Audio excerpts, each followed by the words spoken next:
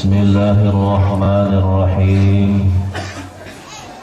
Alhamdulillahilladzi manna 'alaina bihadhihi an-ni'matil 'azimah wa dallana 'ala hadzal 'amal wa wafaqa 'alaina 'ala huduri fi hadzal majlisil mubarak.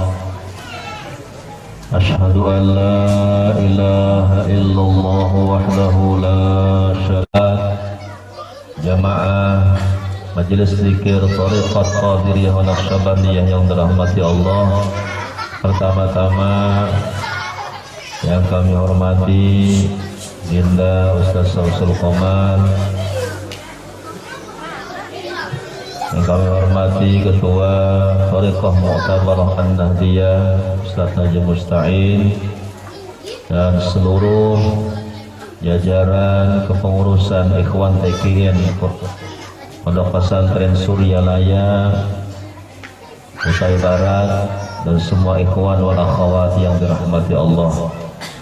Alhamdulillah, pada malam hari ini kita bersama-sama hadir di majelis yang mulia ini dalam rangka kita melaksanakan satu amaliyah rutin bulanan, yaitu manaqib Syekh Abdul Qadir Jailani Qaddasallahu sirrah, yang menjadi tuntunan daripada mursyid guru kita Syekh Ahmad Shahibul Wafatajul Arifin, dalam rangka untuk menambah wawasan ilmiah, ilmu pengetahuan bagi ikhwan TKN Pondok Pesantren Suryalaya.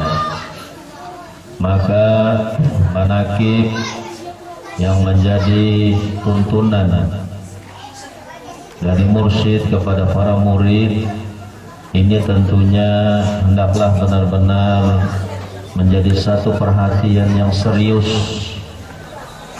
karena di dalam amaliyah TKN Pondok Pesantren Suryalaya bukan hanya amalan harian, bukan hanya amalan mingguan, tapi juga ada amalan bulanan.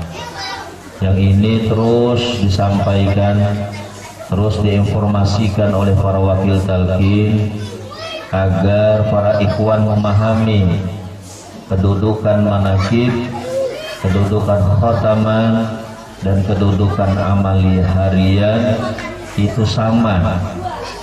Jadi tidak boleh kita hanya mengambil satu bagian daripada amaliyah mursyid, tidak boleh hanya kita mengambil sesuatu yang kita anggap ringan di dalam melaksanakan amaliyah tersebut.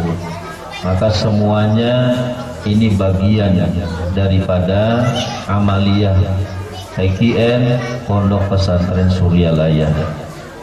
Bapak-bapak, ibu-ibu, ikhwan wal akhwat yang dirahmati Allah, dan kita bersyukur bahwa tadi sudah disampaikan Thariqah Qadiriyah Naqsyabandiyah Pondok Pesantren Suryalaya sudah kurang lebih 3 tahun kita bersama-sama belajar zikir, mengembangkan dengan bermacam-macam ujian, masalah yang kita hadapi, tetapi alhamdulillah semua itu tidak menggoyahkan, menjadikan kita lemah, tetapi semakin kokoh.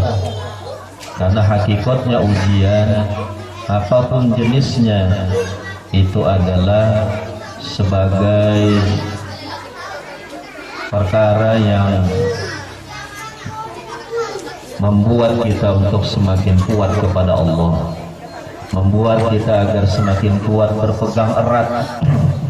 Ibaratnya seperti kita menyeberang laut, kita naik kapal, lalu terjadi badai besar, terjadi gelombang besar. Apa yang dilakukan oleh orang yang ada di dalam kapal? Hanya bisa berpegang erat. Semakin besar badai, semakin besar gelombangnya, maka hendaklah berpegang semakin lebih kuat.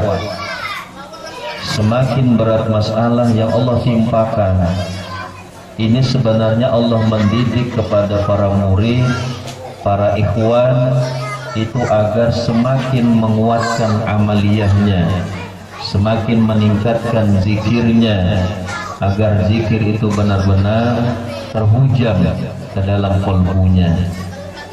Maka apabila kita lengah, kita lalai, dan kita tidak berpegang erat, tidak istiqomah dan tidak kuat, khawatir kita akan terlepas dari sesuatu yang sangat berharga, dari sesuatu yang bisa menghantarkan, menyampaikan kita kepada satu tujuan yang hakiki, satu tempat yang tinggi, satu pantai idaman yang diharapkan oleh semua manusia, yaitu adalah keridhaan Allah Subhanahu wa taala, yaitu adalah kedudukan yang tinggi di sisi Allah.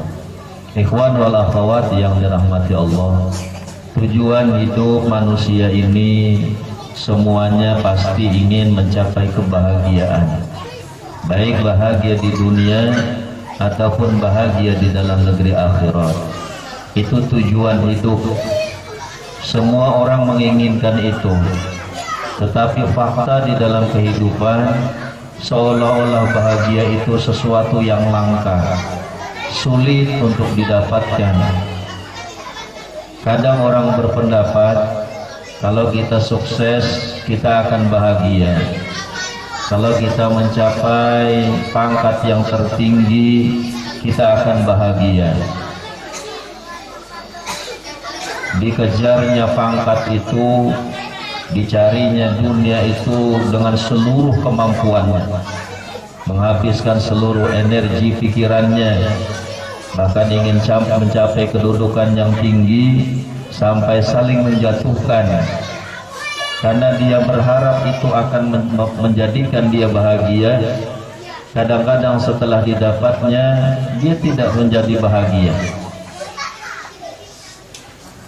Ternyata konsep bahagia, supaya tentram, tenang, bahagia di dalam Islam sangat mudah, murah, hanya dengan mengingat Allah.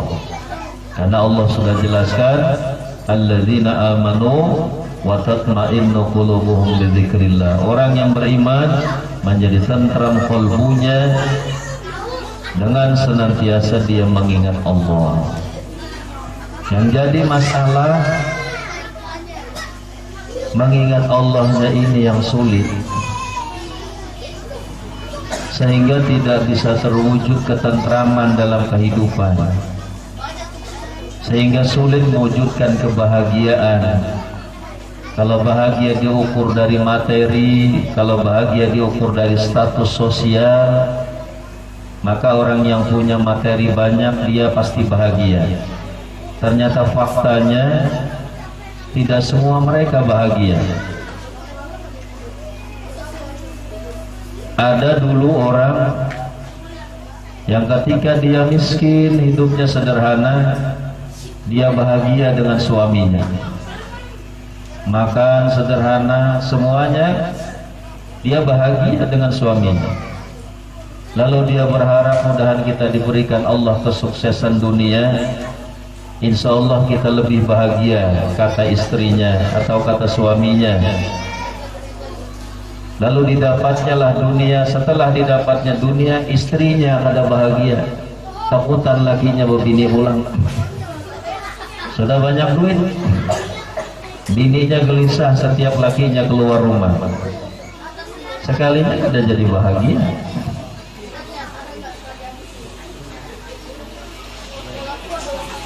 Jadi konsep bahagia dalam Islam sangat mudah, hanya dengan mengingat Allah.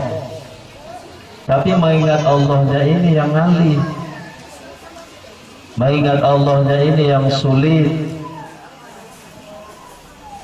Kalau mengingat bini, mengingat anak, mengingat macam-macam tidak ada sulitnya, dan tidak perlu belajar. Dulu siapa melajari kita mengingat anak? Tidak ada. Siapa melajari kita mengingat bini? Tidak ada. Siapa melajari kita mengingat masalah-masalah? Tidak ada. itu bisa sendiri, otomatis.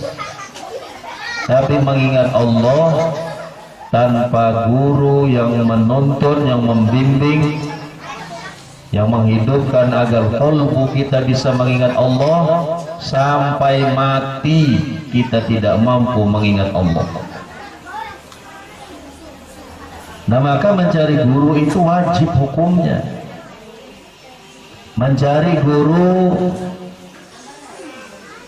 yang mampu membantu menghidupkan kalbu kita kepada Allah, hukumnya adalah wajib, bukan sunnah.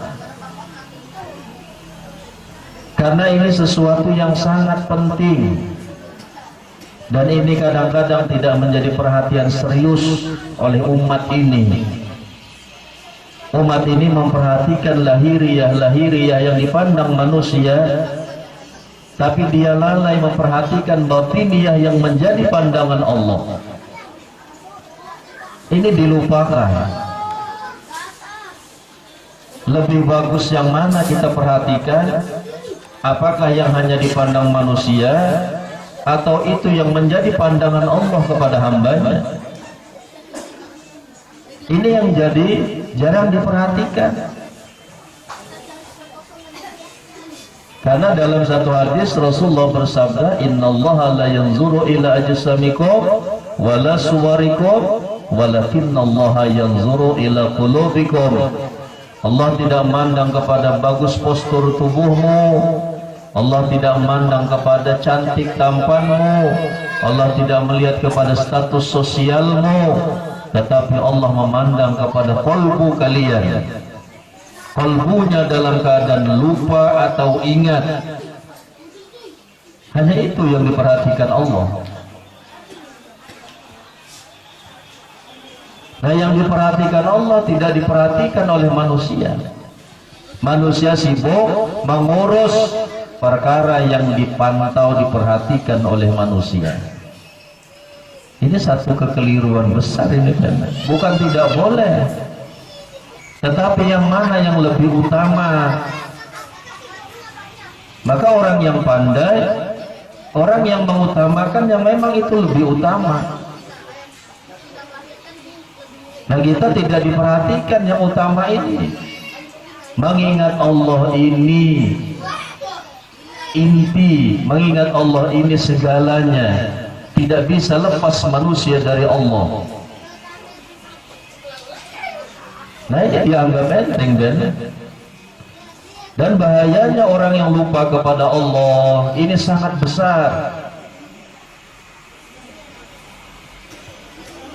Sakratul mautnya bahaya. Nanti ketika di dalam kuburnya juga dia bahaya, sampai seterusnya. Ketika hidup di dalam dunianya pun juga dia tidak ada ketentraman, ketenangan dalam kehidupannya. Nah, ini inti daripada pelajaran Islam ini yang dilupakan banyak oleh umat ini. Nah, karena mungkin sedikitnya yang memberikan pahaman tentang masalah-masalah thariqah, masalah-masalah batiniyah, khususnya melalui metode thariqah, maka dianggap perkara ini bukan perkara yang penting. Nah, maka para sufi tampil untuk memberikan informasi kepada umat perkara yang sangat penting ini, agar umat ini memahami, agar umat ini menyadari. Dikira dulu itu sesuatu yang tidak berguna, sesuatu yang biasa, padahal ini yang luar biasa. Nah, maka perlunya kita cari guru yang membantu agar menghidupkan kalbu kita bisa senantiasa selalu mengingat Allah. Di dalam perjalanannya dia mulai mencintai Allah, terus di dalam perjalanannya dia mulai merindukan Allah, terus dalam perjalanannya dia senantiasa tidak ingin berpisah dengan kekasihnya. membara kolbunya dengan nur jalalullah yang ditanamkan oleh gurunya di dalam sirnya. Ini apa bukan sesuatu yang luar biasa? Sahabat-sahabat dulu, salah satu sahabat yang mendapat khusus ditanamkan oleh Rasulullah sallallahu alaihi wasallam, mertua beliau Sayyidina Abu Bakar Siddiq radhiyallahu an. Masyhur pada masa itu Abu Bakar Siddiq dengan nur jalalullah ismudzat yang ditanamkan di dalam qalbunya oleh Rasulullah. Masyhurlah beliau dengan dulu disebut dengan tariqah siddiqiyah. Ini dari Sayyidina Abu Bakar Siddiq, makanya masyhur luar biasa Abu Bakar Siddiq, kemuliaan beliau, keistimewaan sesuatu yang tidak diberikan kepada sahabat yang lain. Maka itu di dalam Thariqah Qadiriyah Naqsabandiyah Pondok Pesantren Suryalaya kita dapat dua jalan zikir dari Sayyidina Ali dan dari Sayyidina Abu Bakar Siddiq, dua orang yang istimewa. Dan ini adalah asal daripada semua thariqah. Seluruh thariqah yang ada di bumi asalnya cuma dua ini, Qadiriyah Naqsabandiyah, dari Sayyidina Ali dan Sayyidina Abu Bakar Siddiq. Yang lain itu furu', yang lain itu cabang-cabang daripada dua ini. Ini asal. Apa bukan satu anugerah yang besar? Maka untung ikhwan wal akhwat, peliharalah nikmat yang telah Allah berikan. Jangan tergoda dengan bahasa-bahasa yang mereka tidak punya pengetahuan tentang ini. Jangan sampai kita melepaskan sesuatu yang berharga karena kita menoleh kepada perkara-perkara yang kita kira itu sesuatu yang berharga. Ini permata yang sangat mahal, ini permata yang sangat indah. Adakah satu kebahagiaan di mana ketika ruh kita diposisikan di sisi Allah? Adakah kemuliaan di mana kita mampu mengingat Allah? Coba kita renungkan, introspeksi, muhasabah, koreksi ke belakang. Dahulu sebelum ditalqinkan, sebelum ditanamkan ismudzat ke dalam qalbu kita, apakah ada kerinduan ingin mengingat Allah? Apakah ada rasa rugi ketika kita lupa kepada Allah? Apakah sampai ingin mencari ketika hati lalai dari mengingat Allah? Dulu kita cuek aja, dulu kita enjoy saja, biasa-biasa aja. Bahkan ketika sholatnya pun lupa kepada Allah, dia tidak pernah merasakan itu satu kerugian besar. Maka Allah tingkatkan, Allah naikkan kedudukan orang tadi, dari dia lupa menjadi ingat, dari tidak cinta menjadi cinta.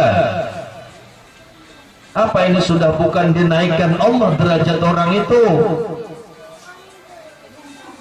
Kalau fisiknya, casingnya memang tetap tidak berubah, casingnya biasa, tetapi ruhnya sudah berubah keadaannya, dari lupa menjadi ingat, dari tidak cinta menjadi cinta.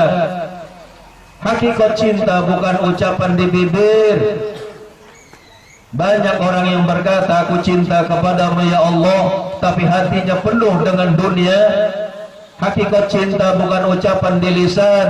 Cinta, hakikat cinta yang sebenarnya, apa yang ada di dalam hatinya, itulah kekasihnya hakikatnya. Kalau penuh anak, istri, pangkat, jabatan, dunia di dalam kalbunya, itulah kekasihnya. Makanya waktu hendak mati kekasihnya ini akan datang kan? Perkara yang penuh di dalam kalbunya, itulah kekasihnya yang hakiki. Nah kalau kita mengingat Allah, latihan terus, maka itulah kekasih kita yang sebenarnya. Maka ketika dia ingin dia sakratul maut, walaupun dunia Allah berikan kepadanya, tapi dunia hanya sekedar di genggaman tangannya, tidak tembus masuk berakar ke dalam kalbunya. Kalbunya penuh dengan nur jalalullah yang telah ditanamkan oleh mursyidnya. Maka di situ wilayah uluhiyah, wilayah ketuhanan yang telah dipelihara oleh gurunya ditanamkan di dalam kalbu muridnya. Ini kalau tidak dipelihara, ditanamkan oleh mursyid, maka penuhlah kalbunya dengan dunia, penuhlah kalbunya dengan alam semesta yang ada di sekitarnya. Ini yang hendak matinya sulit. Ketika sekarat datanglah semua apa yang penuh di dalam hatinya tadi. Datang anaknya, datang bininya, datang harta pangkat jabatannya, datang seluruhnya. Tergantung hatinya dengan kekasih yang pun dicintainya. Lalu beratlah dia ingin berangkat menuju Allah. Kesulitan matinya. Tapi bagi orang ahlullah, orang yang hatinya penuh dengan selalu rindu cinta kepada Allah, kematiannya ini yang dirindukannya. Dia sudah dirindukan oleh Tuhannya. Malaikat sudah berbaris menanti ruhnya. Ketika ruhnya berangkat, wanginya luar biasa. Seluruh malaikat berkata, wangi ruhnya siapakah ini? Orang yang cinta kepada Allah, orang yang hatinya penuh, dilatih dengan senantiasa mengingat Allah. Apa ini bukan satu karunia yang besar? Apa ini bukan satu nikmat dari Allah yang besar?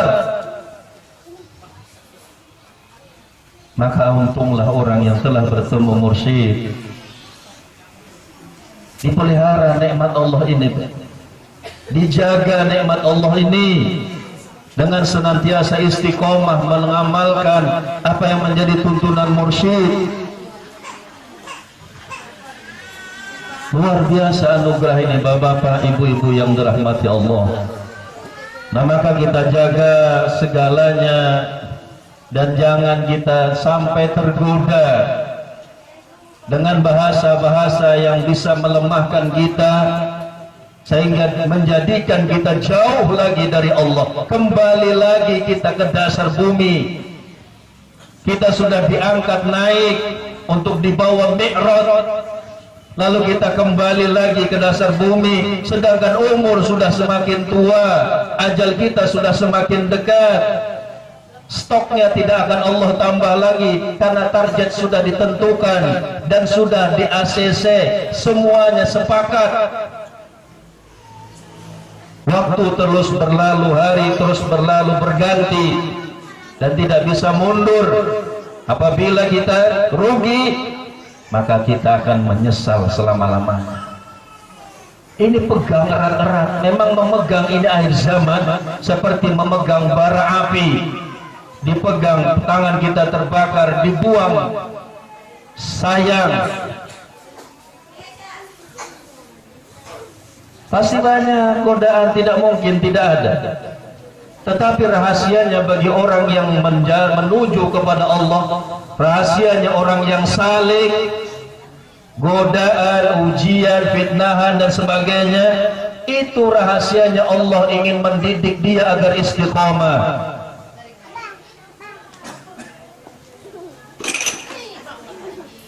Maka terus kita perkuat zikirnya, ditingkatkan amaliyahnya.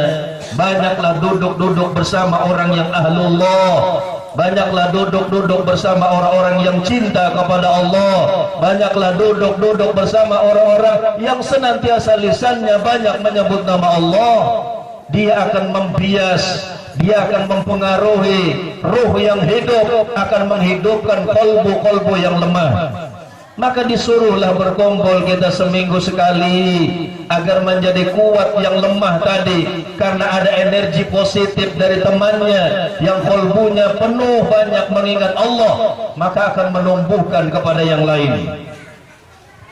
Ini menjadi sunnah daripada mursyid, tuntunan daripada guru. Jangan dianggap enteng tarbiyah mursyid, jangan dianggap enteng tuntunan guru. Beliau tidak menceritakan manfaatnya, beliau tidak menceritakan keuntungannya. Kalau diceritakan ini nanti jadi tujuan bagi para murid. Tidak lagi ke Allah tujuannya, tapi tujuannya kepada sesuatu selain Allah. Karena tidak ada bagi ahlul thariqah tujuannya murni semata-mata ilahi. Anta maksudi wa ridhaka madlubi, a'tini mahabbataka wa ma'rifataka. Ini ikhwanul akhwat yang dirahmati Allah. Maka dengan thariqah, tarbiyah tuntunan daripada mursyid, kita bisa mewujudkan bahasa-bahasa sufi. Seperti bahasanya Sayyidina Abu Bakar Siddiq yang mengatakan, jadikan dunia hanya di genggaman tanganmu. Informasinya kita sudah tahu, bahasanya kita paham, tapi bagaimana merealisasikan bahasa ini, mewujudkan dalam kehidupan? Faktanya semuanya dunia masuk ke dalam hati kita, bukan hanya di dalam genggaman tangan. Maka setelah ditalkin oleh mursyid, kita bisa memilih apa yang dimasukkan ke dalam kalbu. Hanya zikrullah, harta, pangkat, jabatan, semua hanya sekedar di genggaman tangan kita. Ini bahasanya Sayyidina Abu Bakar Siddiq. Kenapa beliau berani mengucapkan itu? Karena telah ditanamkan di dalam kalbunya ismudzat oleh Rasulullah sallallahu alaihi wasallam. Nah, maka ikhwan wal akhwat yang dirahmati Allah, jadi kita sekali lagi bersyukur luar biasa atas karunia yang besar ini, dan juga mari dengan kesungguhan, keistiqomahan kita, insya Allah akan ada kerinduan mengajak keluarga, mengajak saudara, membawa kawan-kawan kita untuk bersama-sama wafirru ilallah wa anibu ilallah. Ayo kita kembali berlari menuju Allah. Kita bersyukur ada mujaddid di dalam tasawuf akhir zaman, pembaharu dalam tasawuf akhir zaman. Beliau tidak memberikan syarat banyak di dalam mengikuti tuntunan beliau. Tidak harus jadi kiai dulu, tidak harus alim dulu, tidak harus fasih dulu bacaannya. Tidak banyak syarat. Kalau diberikan syarat seperti itu, insya Allah di majelis ini banyak yang tidak cukup syarat. Kalau disyaratkan yang boleh mengambil satu thariqah hanya kiai, yang bisa berthariqah hanya orang yang alim, yang sudah fasih bacaan sempurna syariatnya, dia sudah orang-orang baik. Lalu bagaimana orang-orang yang sudah rusak, yang tidak dipandang oleh umat, yang sudah putus asa dalam hidupnya, dan dia menyangka sudah dia berada di tebing api neraka? Siapa yang mampu menyelamatkannya? Kalau yang boleh diselamatkan hanya para kiai. Maka bersyukur dengan istihad beliau menyelamatkan semuanya. Inilah rahmatan lil alamin, rahmat bagi semesta alam. Diselamatkan semuanya. Siapa yang ingin, ayo silahkan masuk ke dalam perahunya, diam istiqomah di sana. Beliaulah sebagai nahoda yang membawa bahteranya sampai ke pantai idaman. Istiqomah berzikir. Apa bukan anugerah ini? Kita tidak cukup syarat ini, biar kita diselamatkan oleh mursyid. Bukan ketika pian berzikir guru diuntungkan, bukan ketika pian mengamalkan apa yang menjadi perintah beliau guru diuntungkan, pian yang diselamatkan. Coba biar rasakan ketika kita beramal, ketika kita banyak berzikir melalui tuntunan beliau, ada ketenangan dalam kalbu kita, ada kekuatan menghadapi masalah dalam kehidupan ini. Manfaatnya kembali kepada kita seperti melempar bola, mantul ke dinding, kena diri kita. Seperti itulah amalan yang telah diberikan oleh seorang mursyid. Beliau bukan hanya memberi, tapi beliau menjalani. Dengan jalan ini mereka mencapai kedudukan yang tinggi di sisi Allah. Apa kita tidak bisa seperti mereka? Kenapa kita belum bisa? Jawabannya kita kurang serius, kita tidak sungguh-sungguh, kita masih main-main. Maka perlu kesungguhan, jangan dianggap enteng ini. Thariqah ini luar biasa, jangan dianggap enteng. Bukan la ilaha illallah yang pian dapat di buku, bukan la ilaha illallah yang kita dengar hanya dari para mubaligh, para penceramah, kita dapat di musola, dilanggar ketika orang tahlilan. Ini pian ambil langsung dari sumbernya sampai kepada Rasulullah sallallahu alaihi wasallam. Ditanamkan, dihujamkan, dipertanggungjawabkan, dituntun beliau lagi kepada Allah. Ketika murid mengamalkan apa yang menjadi tuntunan mursyid, ketika itu dia berjalan bersama gurunya menuju Allah. Apakah yang dibiarkan berjalan sendiri? Yang dikawal, dituntun, dijaga, karena awaik, tantangan, rintangan, tipu daya di dalam perjalanan itu banyak. Makanya kata Abah, 1000 yang gaib yang Allah tampakkan kepadamu, 1 saja benar, itu sudah bagus. Karena 1000 itu hampir seluruhnya itu tipu daya. Ini kalau ndak berguru ndak ngerti kita. Kira kita melihat keanehan, oh saya sudah duduk di makam ini. Melihat keanehan, oh saya sudah duduk di makam ini. Melihat keanehan, oh saya sudah seperti ini. Itu talbis, itu tipu daya. Hati-hati biarlah. Maka ikhwan wal akhwat, apapun masalah, keanehan dan sebagainya, maka tidak ada jawaban, tingkatkan terus zikirnya kepada Allah. Karena itu keanehan apapun jenisnya itu bukan tujuan di dalam berthariqah. Nanti ketika sudah merasakan kelembutan kalbunya, telah merasakan bagaimana nikmatnya dia mengingat Tuhannya, telah merasakan bagaimana sakit hati ketika lupa, itulah yang hakik sebenarnya. Bukan karomah-karomah keanehan. Ini yang kita harapkan dari kita, dan kita akhirnya mengundang kecintaan Allah, mengundang kerinduan Allah. Apa bukan satu karunia, bukan nikmat ketika kita dicintai, dirindukan oleh Allah? Pian disayangi bini aja senangnya luar biasa. Bagaimana kalau Allah mencintainya?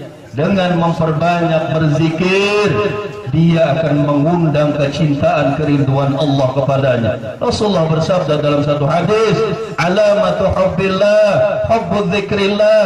Ciri orang yang cinta kepada Allah, senang menyebut nama Allah, bukan hanya mengambil talqin zikir, tapi dia tidak mengamalkan.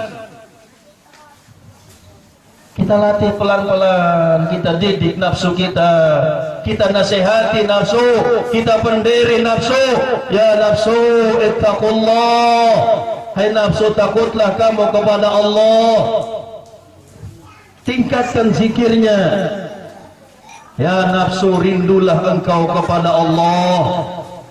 Perbanyak zikir, maka dia mengundang kerinduan Allah kepada kita, kecintaan Allah kepada kita. Namanya ditulis di atas aras, diumumkan di tengah para malaikat. Kata Allah, hai malaikatku, lihati itu adalah kekasihku. Orang tidak kenal dengan dia, dia berpakaian sederhana, orang tidak melihatnya, orang dia menganggap itu sampah, orang melihat dia ini bajingan. Tetapi dia punya satu keistimewaan, dia punya guru yang membawa rohaninya kepada Allah. Maka luar biasa. Alhamdulillah ikhwan, jaga, pegang erat-erat. Sulit yang mencari guru, sulit mencari mursyid. Ini keberuntungan, umur pian ada masih. Tidak mudah menemukan mursyid itu kan. Jadi sekali lagi mari terus istiqomah, jangan dianggap enteng, jangan dianggap enteng. Tingkatkan zikirnya, perbanyak amaliyah yang telah menjadi tuntunan mursyid. Guru pian itu waliullah yang bisa mencetak pian semuanya menjadi wali Allah. Ulun merasakan ini kan, ulun kisahkan ini apa yang menjadi rasa di dalam perjalanan. Insya Allah kita pun akan sampai ke sana semua. Dada ini panas membara dengan zikir yang telah ditanam oleh mursyid. Dibuka Allah rahasia, karena mursyidlah pintu menuju Allah. Dialah pintunya ilmu melalui Sayyidina Ali karamallahu wajah. Dan Allah bukakan ilmu-ilmu batin, Allah bukakan ilmu-ilmu rahasia. Ini akan sampai ke sana semua. Mari sungguh-sungguh lebih istiqomah. Sekali lagi kanlah ikhwan wal akhwat, maka untung besar kita telah mendapatkan ini. Jadi kita jaga jangan sampai tergoda, akhirnya kita sengsara, rugi, kebingungan, kebimbangan, akhirnya kita kembali ke dasar bumi yang mungkin tidak ada lagi yang mampu mengangkat kita naik ke atas sampai ke permukaan, apalagi sampai mi'raj kepada Allah. Mudah-mudahan ada manfaatnya. Mudah-mudahan Allah senantiasa memberikan keistiqomahan khususnya kepada kita semua ikhwanul akhwat yang ada di Kutai Barat, dan juga mudah-mudahan senantiasa Allah berikan kita kesuksesan dunia dan akhirat sehingga semuanya bisa untuk membawa la ilaha illallah.